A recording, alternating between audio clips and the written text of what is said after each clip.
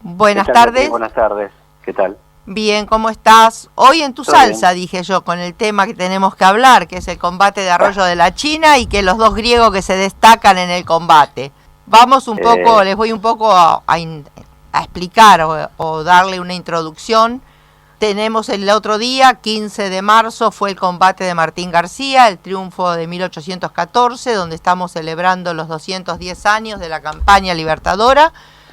Y se dio el combate entonces de Martín García con el triunfo de la flota porteña.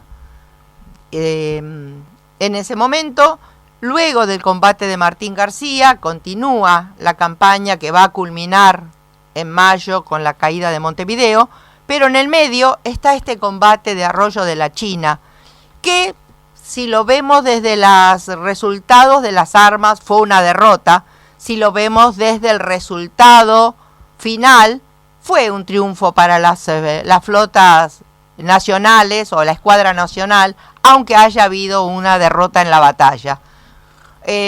¿Por qué te convocamos, César?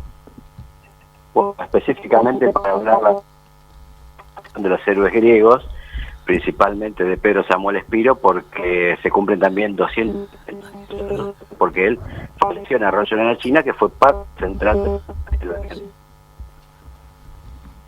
Sí, disculpame, hacía ruido y no te oía, estaba viendo qué pasaba. No, decía que se cumple el 210 aniversario de la campaña de Brown y de la muerte de Pedro Samuel Espiro, que es el marino griego que se destacó en ese combate, y entonces, bueno, es un aniversario doble, tanto de la campaña por la muerte de Espiro, que murió en esa misma campaña. Exactamente, el día 28 de marzo de 1814, que es la fecha en que se da el primer encuentro de Arroyo de la China, y ahí muere Samuel Espiro. Sí, en principio de dos marinos griegos, sí, dos marinos fueron los que participaron, aunque hubo un tercero, que después lo tocamos. No sé, ¿cómo querés que empecé? Empezá por la muerte de Espiro. O si querés, contamos un poco el combate de Arroyo de la China, después, como decía yo, de Martín García, se da la orden a la escuadra Sutil, porque es una escuadra rápida, que persiga a Romarate por el río Uruguay. Exacto, esa escuadrilla Sutil, de embarcaciones pequeñas, 6 embarcaciones, digamos, 4 importantes y dos faluchos chiquitos, iban a las órdenes del capitán. Suponiendo Brown que las naves del enemigo estaban un poco desgastadas, con heridos y municiones a bordo.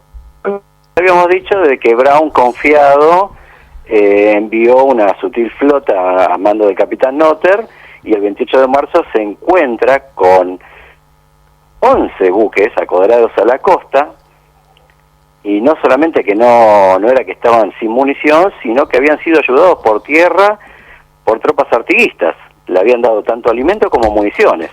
Así que la flota Sutil de 6 buques contra 11 realistas que ya estaban acodrados en la costa, disparando y también con fusilería desde las costas de los artiguistas.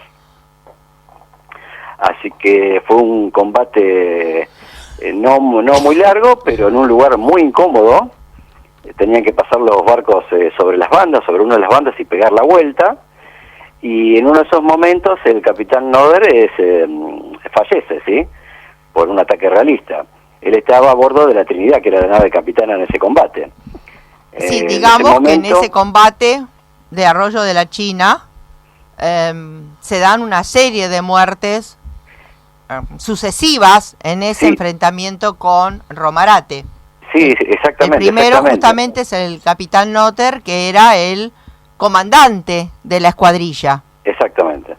Sigue después su segundo.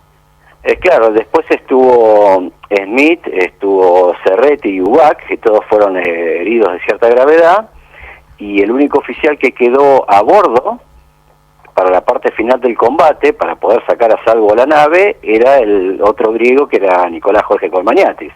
Pero antes de esto, la balandra Carmen, que estaba al mando de Pedro Samuel Espiro, el otro griego, estuvo a punto de ser abordada por naves realistas porque había quedado varada y sin munición, Y según los partes de la época que han rescatado a los tripulantes que se salvaron, aproximadamente 25, dicen que Spiro puso a salvo a la tripulación en la costa y después volvió al barco pensando que tenía algo de interés, según dicen, y prendió la Santa Bárbara y hizo volarla con él a bordo. En ese momento se termina el combate. La Trinidad, que había quedado a cargo del otro griego, Nicolás Jorge, pudo salvar el buque y llevarlo al lugar seguro. Más o menos resumiendo fue eso, la voladura de la Carmen por Spiro dio final a ese combate. Exacto, además que pues, es un acto de valor y un acto que si uno lo tiene que ubicar, estamos hablando de extranjeros, como digo siempre yo, marinos extranjeros que están peleando por nuestra independencia y que deciden dar la vida, porque en ese caso fue así, antes que entregar la nave al enemigo. Pero sí, estaban peleando por un país que no era el suyo, pero lo tomaban como propio y no les importaba morir en esa lucha. O sea, no estaban trabajando ni ganando una fortuna por su vida o trabajando para ellos como si fueran corsarios. Exacto. Eran marinos oficiales en ese momento, eran parte de nuestra escuadrilla nacional. Uno de los buques que se separó, que yo te hablaba de un tercer griego, era de la nave Fortuna, que la mandaron más al norte, se separó de la flota Sutil, y uno de los oficiales que está ahí era el hermano gemelo de Pedro Samuel Spiro, que siempre lo confunden, que es Miguel Teodoro Spiro. Sí. Así que esos tres griegos participaron ahí. Y bueno, de Spiro, el mismo capitán de puerto, Martín Jacobo Thompson, dijo que de los empleados de los extranjeros a sueldo del Estado, Spiro fue uno de los que más se destacó. Inclusive él colaboró para que su viuda pudiera cobrar la viudez, ¿no? Exacto, porque Spiro hacía 8 días se había casado antes de su muerte. 8 días con una menor de 14 años y sin descendencia. Sí, más vale, en 8 días hubiera sido todo un récord, César. Pero después bueno, no le podían hacer ADN en ese momento para saber que era del hijo. Presentación. Digamos que un combate en la mitad de una campaña de Brown, comunicarla al gobierno o al pueblo siendo perdido, no era políticamente correcto o propagandísticamente, ¿sí? Los españoles tampoco le dieron mucha relevancia desde su punto de vista, pero ¿qué pasó? Sí, perdieron a nivel combate militar, pero a nivel estratégico podemos decir que ganamos, porque el jefe español, Romarate, con ese grueso de esa flota que quedó totalmente desbandada, nunca más pudieron volver a Montevideo, donde era su bastión. Así que cuando Brown después finalmente enfrenta el sitio de Montevideo, ya no estaba su oficial principal ni parte de su flota. Exacto, justamente estratégicamente... César, lo que yo estaba diciendo antes de empezar la nota, eso de que había sido una derrota, pero que en realidad se podía tomar como un triunfo, porque Romarate va hacia el río Uruguay, nunca más vuelve, no sabemos dónde fue a parar, pero no volvió al apostadero naval de Montevideo, lo cual facilitó mucho la caída de Montevideo, porque él era el mejor estratega y el mejor oficial que tenía la flota española, pero además se fue con los barcos más importantes. Claro, Brown dijo también que era uno de los más bravos que había enfrentado, y no hubiera sido lo mismo con la moral baja en Montevideo sin su jefe principal y con parte de la flota perdida en los ríos internos. Sí, incluso la estrategia que utiliza Brown en el combate de Montevideo posiblemente con Romarate no hubiera dado el resultado que dio con los que quedaban a cargo, que no eran ni demasiado estrategas ni demasiado capaces para enfrentar toda esa acción browniana. Sí.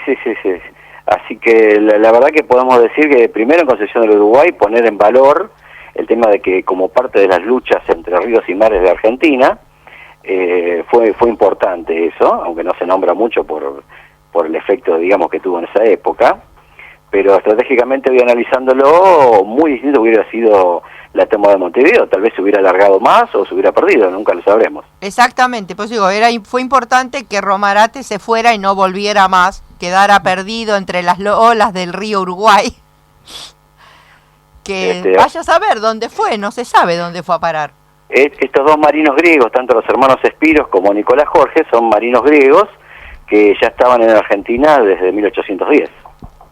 Sí, exactamente, y habían estado algunos, se supone también, en las invasiones inglesas, algunos de ellos, de los griegos, y sino en los primeros combates. Pero bueno, eso es un tema a descubrir todavía. Sí, exacto. Así que lo importante es que, bueno, tenemos un doble aniversario, 210 campañas libertadoras de la mente de Guillermo Brown y los 210 aniversarios del fallecimiento del héroe griego Pedro Samuel Espiro.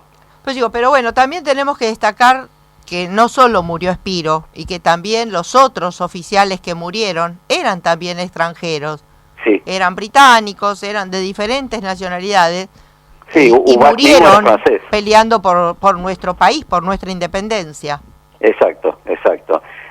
Inclusive lo único que quedó, según Brown, en un documento de la Balandra Carmen, que era una pequeña nave de mínimo 40 personas y 5 cañones, solo Brown describe una lista de 7 nombres de fallecidos, y no sé, y obviamente sumándolo a Espiro, con 2 negros que estaban con él, pero que no tienen los nombres. Así que de esos 40 tripulantes, de 25 que se salvaron aproximadamente, solamente tenemos el listado de 7 muertos, que lo escribió el propio Brown. Sí, justamente porque, como lo dijiste vos, Espiro se tomó el trabajo de salvar a la tripulación. Y Exacto. Podemos destacar eso, que a veces es un tema que nos ha generado algún tipo de discusión o de cuestionamientos o de preguntas, ¿no? Que en este caso está probado fehacientemente que en la flota nacional había tripulación negra.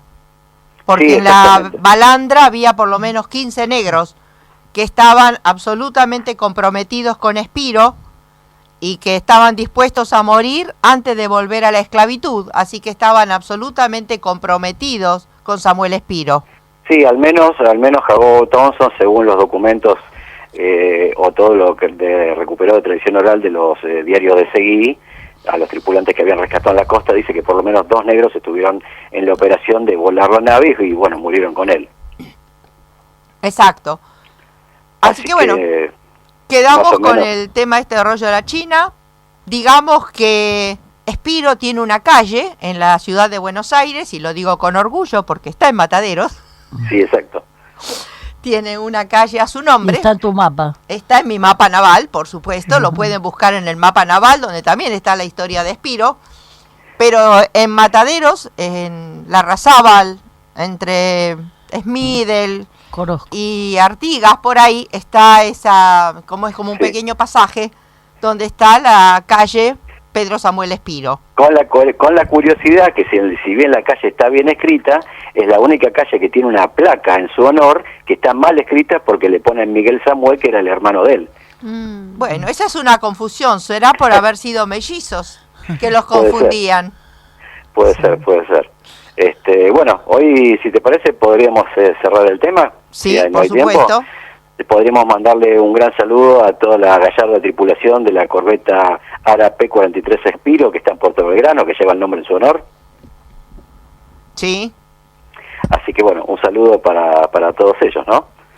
Bueno, muchísimas gracias, César, por esta información y este nuevo conocimiento de una parte de nuestra historia, y fundamentalmente esta parte que tiene que ver con los marinos extranjeros que han peleado y muerto por nuestra independencia y nuestra soberanía. Ese gran crisol de nacionalidades que estaba a la espalda de otra nacionalidad, de otro extranjero, que era el almirante Guillermo Brown, después nacionalizado argentino, ¿no? Exactamente.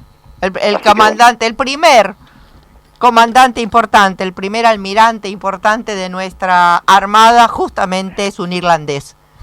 Esa es la prueba de que nuestro país se hizo con sangre extranjera, además de nativa, ¿no? Y estamos hablando de negros, o sea que estamos hablando de todas las nacionalidades. Sí, criollos, españoles, extranjeros y negros e indígenas, pero que eran también nativos. Sí. Finalmente podemos decir que Brown, cuando informa de esta batalla perdida del gobierno de Buenos Aires, lamenta la pérdida de la Balandra del griego. El griego era Espiro. Exactamente. Así que bueno. Muchísimas gracias, César. Gracias y quedaremos en contacto. Seguramente en otro momento volveremos a hablar de tu gran tema. Los marinos griegos en el Río de la Plata. Muchas gracias. Hasta luego, saludos.